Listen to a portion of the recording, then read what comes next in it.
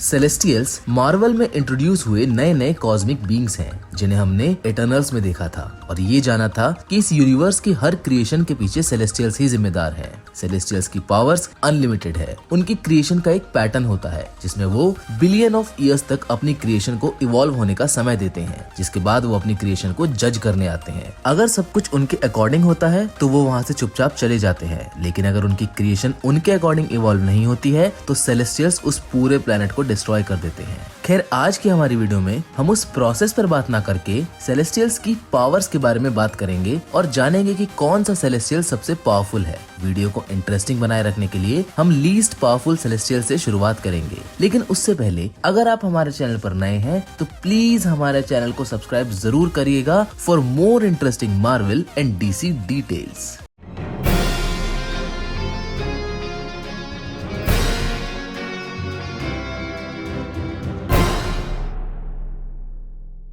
तो सबसे पहले हम जिस सेलेस्टियल के ऊपर आपसे बात करने जा रहे हैं उसका नाम आशिमा द लिसनर है, जो कि उस ऑनस्लॉट इवेंट में अर्थ पर आई थी जिसमें फैंटास्टिक फोर और एवेंजर्स एक दूसरी दुनिया जिसका नाम काउंटर अर्थ था उसमें फंस गए थे।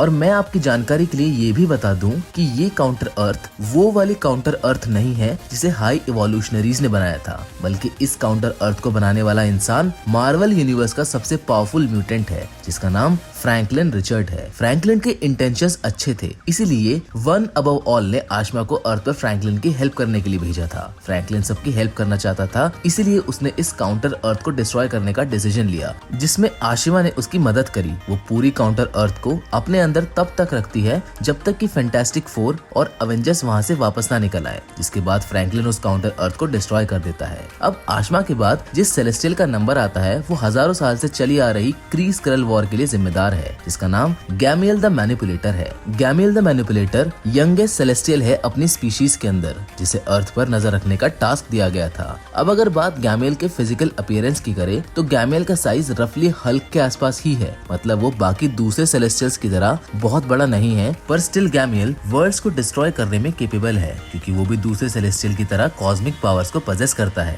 अब हमारी लिस्ट में जिस सेलेस्टियल का नंबर आता है वो सेलेस्टियल स्पीशीज में ओल्डेस्ट सेलेस्टियल्स में से एक था जो अर्थ पर आके मारा गया था। हम यहाँ बात कर रहे हैं द प्रोजिनेटर की, जो कि एक अल्फा सेंटिनल था। प्रोजिनेटर कॉस्मिक होइडे नाम के वायरस से इन्फेक्ट हो गया था और यहाँ अर्थ पर आकर मारा गया था। प्रोजिनेटर इतना पावरफुल था कि उसके मरने के बाद जब उसका डीएनए अर्थ में डिसॉल्व हुआ तो उस डीएनए से एक अलग म्यूटेट एक्स बना, जिसकी वजह से अर्थ पर मेटा ह्यूमंस, म्यूटेंट्स और दूसरे सुपर पावरफुल बीइंग्स का जन्म हुआ। अच्छा, आपको एक क्विक फैक्ट मैं प्रोजिनेटर के बारे में बताना चाहूंगा। आप जानते हैं मार्वल यूनिवर्स में प्रोजिनेटर को द फादर ऑफ एवेंजर्स के नाम से भी जाना जाता है, सिर्फ इसी वजह से क्योंकि उसके डीएनए से सभी को अर्थ पर पावर्स मिली है। अब प्रोजिनेटर के बाद एक और ऐसे सेलेस्टियल का नंबर आता है जो अर्थ पर आके मारा गया था, इसकी झलक हमें गार्डियन ऑफ द गैलेक्सी में भी देखने को मिली थी। हम यहाँ बात कर रहे हैं ईसॉन द सर्चर, जिसने अपनी पावर्स और ज्यादा बढ़ाने के लिए इन्फिनिटी स्टोन तक को व्हील्ड किया है। इसकी वजह से ईसॉन इस लिस्ट में इतना ऊपर रैंक कर रहा है। ईसॉन द सर्चर पावर स्टोन को अपने स्टाफ में व्हील्ड करता था, जिसे वो यूजुअली प्लेनेट को डिस्ट्रॉय करने के लिए इस्तेमाल किया करता था। ईसॉन द सर्चर के बाद नंबर आता है एस्पिरेंट्स का, जिन्हें मार्वल यूनिवर्स में सेलेस्टियल डिस्ट्रक्टर के नाम से भी जाना जाता है, जिन्हें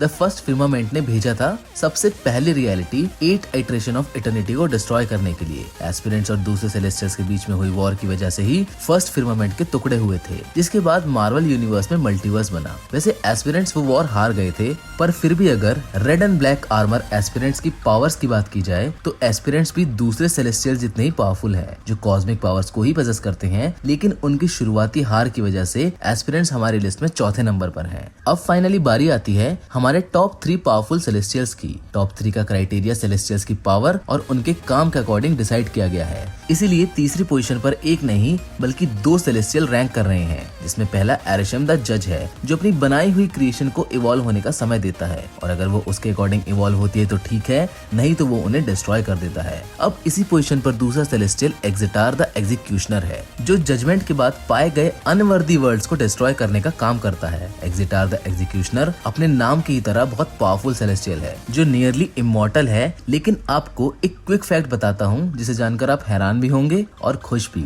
आप जानते हैं एक्जिटार की इमॉर्टैलिटी के बावजूद वो एक वेपन से मारा जा सकता है और वो वेपन थॉर का हैमर यानी कि म्योल्नीर है। एक्जिटार और एरिशम के बाद दूसरे नंबर पर जो सेलेस्टियल है उसका नाम स्कैथन द अप्रूवर है, जो मार्वल यूनिवर्स में द लिविंग ट्रिब्यूनल से भी ज्यादा कॉस्मिक पावर्स को पजेस करता है। स्कैथन द अप्रूवर का मार्वल यूनिवर्स में एक बहुत इंटरेस्टिंग किस्सा है। ये बात है फ्यूचर की, जब गार्डियन ऑफ द गैलेक्सी का एनकाउंटर होता है दूसरे सेलेस्टियल से, जो एक बहुत खतरनाक कॉस्मिक बीइंग प्रोटीज को हराने की कोशिश कर रहे थे।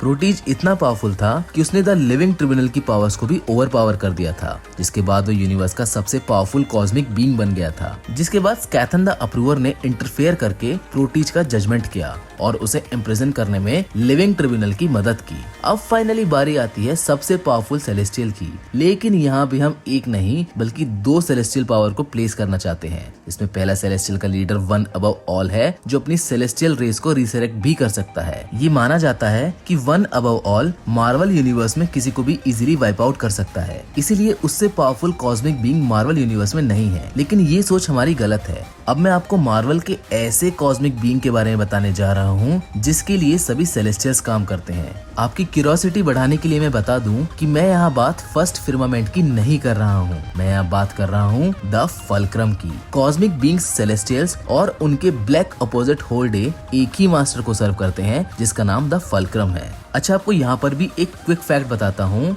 आपको पता है सेलेस्टियल्स जिस भी प्लेनेट को डिस्ट्रॉय करते हैं, फल्क्रम उसकी एनर्जी से खुद को फीड करता है, जिसके बाद वो इक्वली सेलेस्टियल्स और होल्डे के अंदर पूरी एनर्जी डिस्ट्रीब्यूट कर देता है। अब ये देखना बहुत इंटरेस्टिंग होगा कि सेलेस्टियल वाला सीक्वेंस मार्वल यूनिवर्स में कैसे इवॉल्व होता है, और हम आशा करते हैं कि आने वाली फिल्म्स में हमें थोड़ा इस टॉपिक को मार्वल सिनेमैटिक यूनिवर्स एक्सप्लोर करता हुआ दिखाई दे। फिलहाल तो आज की वीडियो में बस इतना ही, लेकिन हम उम्मीद करते हैं कि आज की वीडियो आपको पसंद आई होगी। इस वीडियो को लाइक, शेयर और हमारे चैनल को सब्सक्राइब करना ना भूलिएगा। साथ ही में आप हमारे इंस्टाग्राम हैंडल @thefilmify को भी फॉलो कर सकते हैं for more interesting Marvel and DC details. मिलते हैं आपसे एक और नई इंटरेस्टिंग कहानी के साथ। Till then, good bye.